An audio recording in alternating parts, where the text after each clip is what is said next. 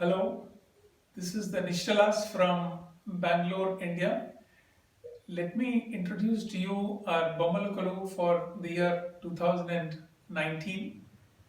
Here we have the Navadurgas, the 9 forms of Durga.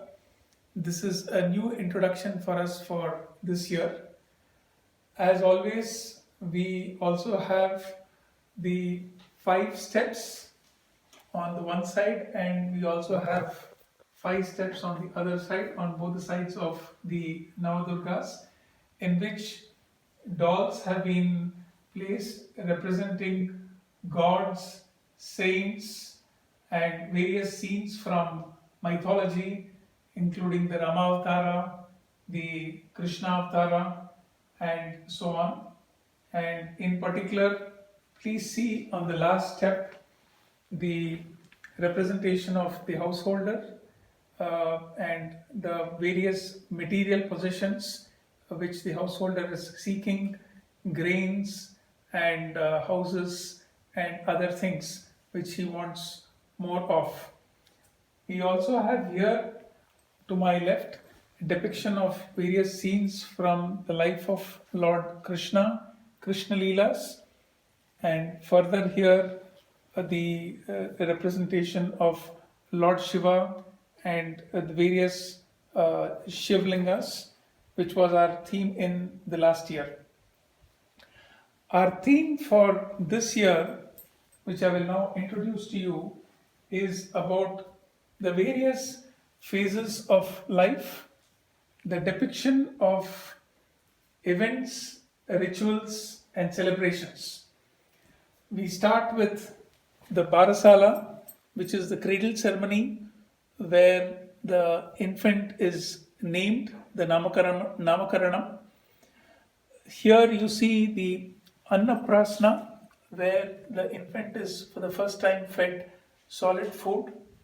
And then there is the Aksharabhyasam, where the father actually makes the infant to write the alphabets on a plate of rice. There is the ear piercing ceremony, which is very unique, where for boys the piercing is done on the right ear, and for the girls it is typically done on the left ear. There you can see the Upanayanam ceremony, which is when the child is made ready to now go to the Gurukul, which is the start of the whole education process. A little further ahead, you can see a very lovely depiction of the classroom where the education process starts off in right earnest. To the right, now you have the marriage, and it's a grand display of the various rituals in the marriage.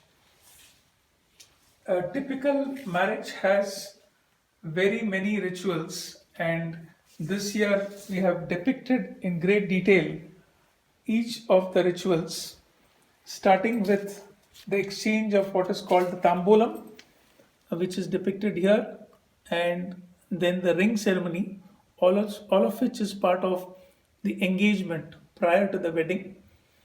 The actual wedding itself starts with the Vinayak Puja, which is traditionally done with an invocation to Lord Ganesha to ward off any obstacles and make the whole marriage process very smooth.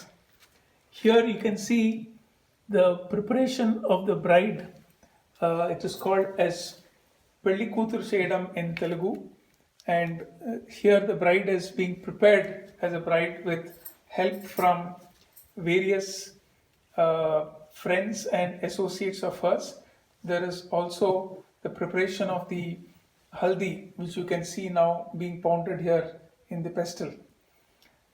Next we have a lovely depiction of the Gauri Puja, which is done by the bride, and the goddess Gauri is being prayed to by the bride here, and she's seeking the help of goddess Gauri for giving her more courage, strength, and also to imbue the marriage with stability.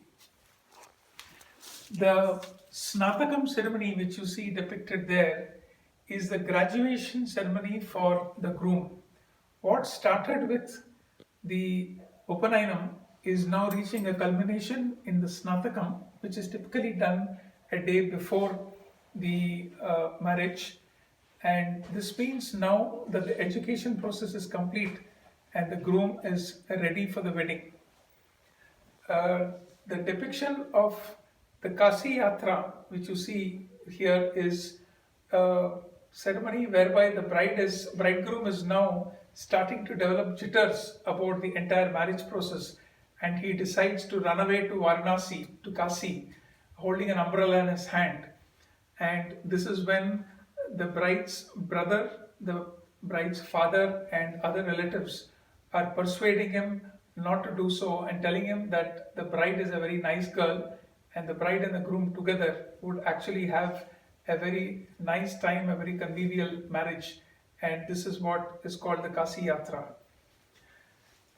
During the olden days, wedding ceremonies were performed at a very relatively early age, and so the bride would often be in perhaps her early teens, and therefore, in order to prevent any chances of the bride stumbling as she comes towards the Kalyana Mandapam, she was carried in a wicker basket by her maternal uncles, and that is what you see here in this scenery. One very interesting scene that you see here is what is called as the Jeelakarra Bellam ceremony. In fact, in weddings, the real Muhurtam time, the auspicious time, is not at the time of the Mangal Sutram time, but it is during the Jeelakarra Bellam time, which is when the bride and the groom each actually place on the other's head a mixture of jeera and jaggery, which is called Jeelakarra Bellam in Telugu. And the significance of this is that this particular mixture generates static electricity, and this helps to actually create a union of the bride and the groom together as one. And that is the reason why this particular mixture is chosen for this auspicious Muhurtam time. Another important, the Mangal Sutram ceremony is what you then see to your right, which is when the Mangal Sutram is tied by the groom to the bride. Another interesting ceremony is called the Sthali Pakam, which is one of the few occasions when the groom actually kneels down in front of the bride and he puts on the white rings to the toes of the bride. This is also the time when he would also have the black bead necklace which would be worn by the bride. The significance of this is twofold. One, both these together are meant to ward off any evil to from the bride. The second reason is that by just looking at the toes of the bride, people would know that she's a married lady, and hence they are not to further look up at her. A very unique ceremony which is performed by the Pandit is called the Arundhati Nakshatram ceremony. The Arundhati Nakshatram is a binary star, and what is unique about this binary star is, unlike many binary stars where one is stationary and the other is rotating around it, this binary star has both the stars rotating around each other. And what the priest explains is that in just the same way as this binary star has both the stars rotating around each other, the husband and wife are also expected to each revolve around the other, making the marriage to be such a very convivial one.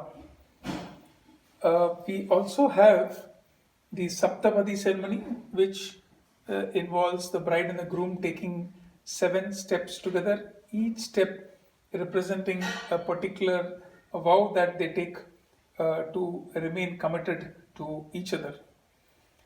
And at the end of the wedding, we also have the Kanyadanam, where the bride's father ceremonially hands over the caretaking of the bride to the groom, and then it ends with the Gruha Pravesam, where the bride and the groom then enter the new house. We can see here where after the bride conceives, there is also what we would now call as the baby shower, which in many ways is the start of the whole cycle of life all over once again. Just to the right, you can see here also what is called as the Shashti Purti, which is the celebration of the 60th birthday. So, this is our overall theme for the current year, which depicts various events, various rituals, and various phases of life in all its grandeur.